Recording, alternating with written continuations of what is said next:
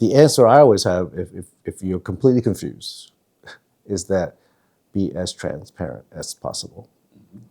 Because if you don't know the answer and nobody else knows the answer, why wouldn't you just give the facts to the people, prescribers, regulators, patients, right? To me, that's the number one protection against anything else, because there is no bias in information, in data. The bias is how you interpret the data. So if you have 3 cases, well, fine. Let people know there are 3 cases. Why is it such a sensitive or difficult thing to do?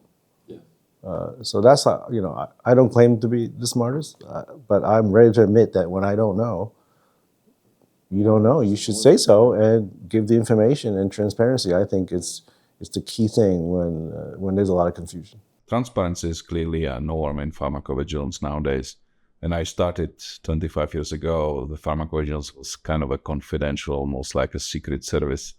Now it's almost the opposite. We have not even validated signal that is under evaluation, and it's already being published and even widely communicated, which I think is a good progress. And going forward with all this new technology, probably we are moving the threshold of communication and transparency even earlier, like the publishing of the full data sets from regulatory databases. They are now readily available on the web. Anybody can have a look at what has been reported. And yet, with all of this transparency, we had that experience with the COVID-19, when people were accusing governments of hiding data or trying to bias, and industry as well. Like, these vaccine manufacturers, they are hiding the data. What would be your answer to these kind of complaints? Do you think that the industry or regulators are hiding data about safety? Well, this concept of bias is, it's very interesting. Everyone that brings that to me, what I tell them is that everyone is biased.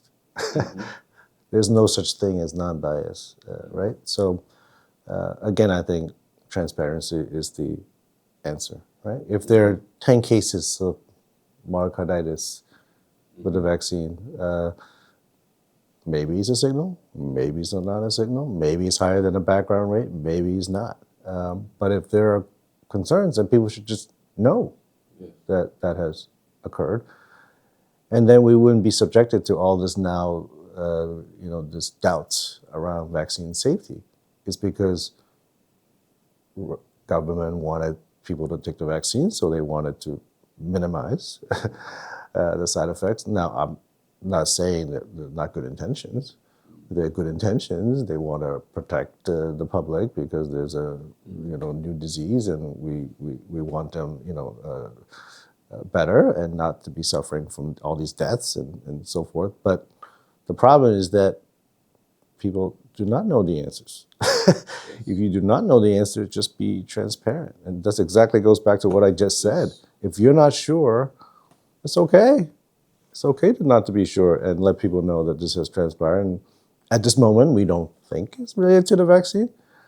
And then later on, you just said this is an iterative process, right? So 2 months later, it may well be very clear. So I think really that's the answer, because this COVID experiment just told us. Yes. In fact, the answer is tell people early, be transparent, let people decide on their own rather than trying to push them one way or the other. You say, vaccines are bad. Look, we got a case of myocarditis. Don't take it. Or don't worry about it because vaccines are good for you. Yeah. Well, both are kind of true. Vaccines are very good for you, but there are risks with every drug.